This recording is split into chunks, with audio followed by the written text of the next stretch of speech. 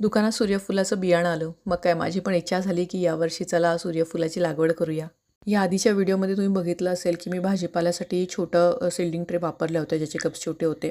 पण सूर्यफुलासाठी मी हे मोठे सील्डिंग ट्रेचे कप घेतले आणि प्रत्येक कपमध्ये मी 2 बिया टाकल्या आणि 8 दिवसातच ही जी खूप छान रोपं बाहेर आली.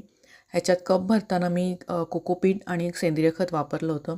आता हे 15 दिवसाचे झालेत आणि आता ट्रे परत भरून घ्यायचा होता. त्यासाठी मी पुन्हा एकदा कोकोपीट आणि खत मिक्स केलं आणि सगळ्या ट्रे पूर्ण भरून घेतल्या, कारण ही रोपं थोडी मोठी व्हायला हवी होती अजून. आणि आधी ज्या मी भाज्या लावल्या होत्या त्याही खूप छान झाल्या. त्या पण मी तुम्हाला एका परत पुढच्या व्हिडिओमध्ये दाखवेन. सूर्यफुलाच्या या 2 ट्रे तयार झाल्या होत्या आणि त्याच्यामुळे जवळजवळ 80 रोपं झाली होती. आता पुढचा प्रश्न माझ्यासमोर होता की एवढी रोपं झाली आहेत, पण ती आता लावू कुठे? आणि नंतर विचार केला की गार्डनमधलं जी पुढची जागा होती तिथे शेवाळं येतं आणि पावसात त्या जागेचा वापर होत नाही.